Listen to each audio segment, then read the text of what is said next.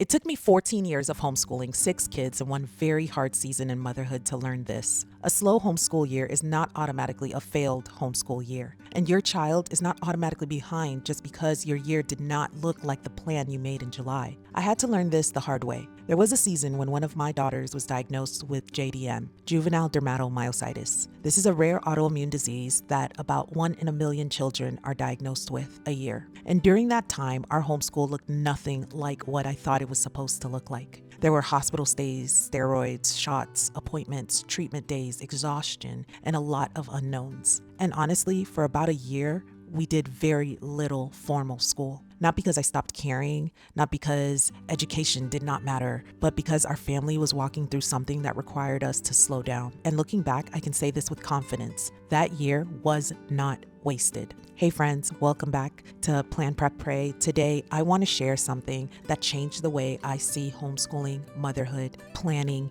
and what it really means to steward a season well. This is not just a video about my daughter's diagnosis, although I will talk about that. This is really about what that season taught me, because I know so many homeschool moms are carrying this fear that if they slow down, pause, simplify, or have a messy year, they are failing their children. And I want to gently challenge that today, because after 14 years and 6 kids, I have learned that faithfulness does not always look like finishing every page. Sometimes faithfulness looks like paying attention to what your family actually needs in the season God has placed you in. When my daughter was first diagnosed with JDM, life changed quickly. We went from normal homeschool life to trying to understand a rare autoimmune disease. We had appointments, hospitalizations, medications, steroids, shots. We had days where everyone was tired, emotionally and physically. And as a mom, it was hard because you want to fix it. You want to protect your child from pain. You want to keep life normal for everybody else.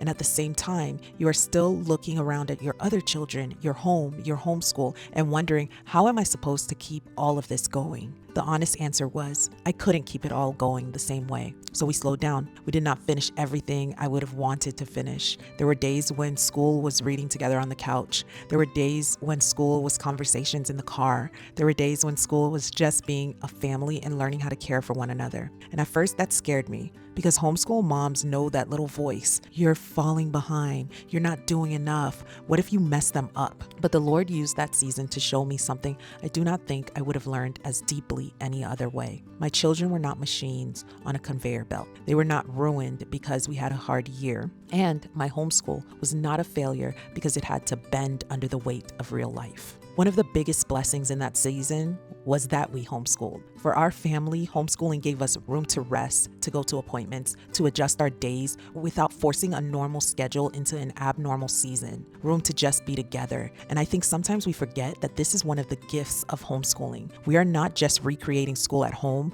we are discipling children in the middle of real life. And real life includes sickness, it includes grief, it includes hard diagnoses and postpartum seasons and financial stress and emotional exhaustion.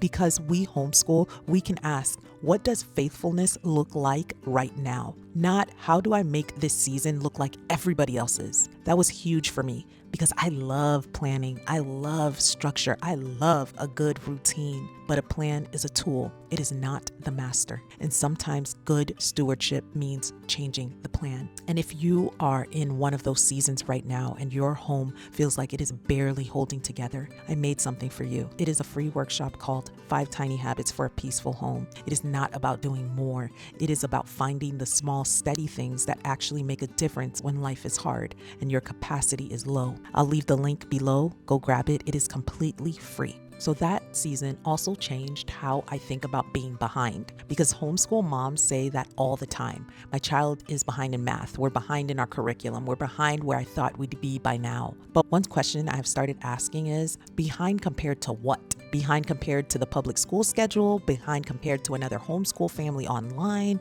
behind compared to the perfect version of the year you imagined before real life happened. Sometimes what we call behind simply means we are not where I thought we would be. And those are not always the same thing. After that slower year, we were able to pick things back up. We reviewed, we adjusted, we moved slowly where we needed to and faster where the kids were ready. And you know what? My daughter was not ruined academically. My children were not doomed. Children are whole people. They grow at different rates. They have different strengths and they have different struggles. And homeschooling gives us the freedom to teach the child in front of us. That does not mean we ignore gaps. It does not mean academics do not matter. It does not mean we become careless. It means we refuse to panic when life requires wisdom, flexibility, and patience. When I look back on that year, I do not mostly remember the lessons we missed. I remember the way our family had to come together. I remember the way my children learned compassion. I remember slowing down enough to notice small moments I would have otherwise rushed past.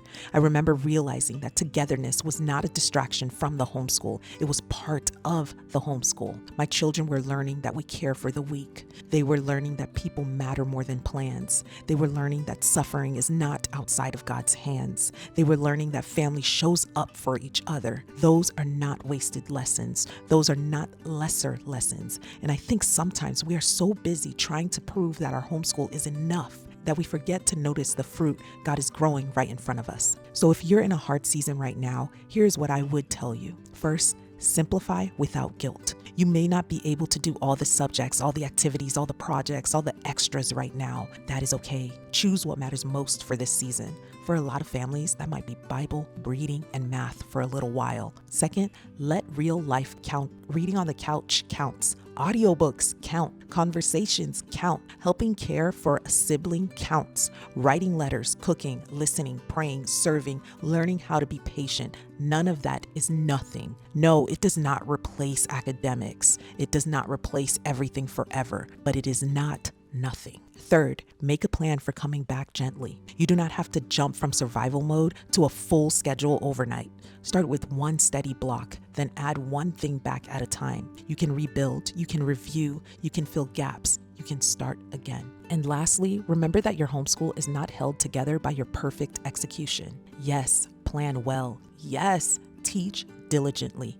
Yes, steward your time. But also remember that the Lord is sovereign over the season you are actually in, not just the season you wish you were in. So it took me 14 years and 6 kids to learn this. A slow year is not automatically a failed year. A hard season is not automatically a lost season. And your children are not ruined because life interrupted the lesson plan. Sometimes the Lord uses the seasons we would have never chosen to teach our families what matters most. So make the plan, use the curriculum, keep showing up. But do not worship the schedule. Faithfully steward the season in front of you and trust that God is not wasting it. And if you haven't grabbed my free workshop yet, 5 Tiny Habits for a Peaceful Home, it's linked below. Small habits, real peace, even in the hard seasons. And I'll see you in the next one.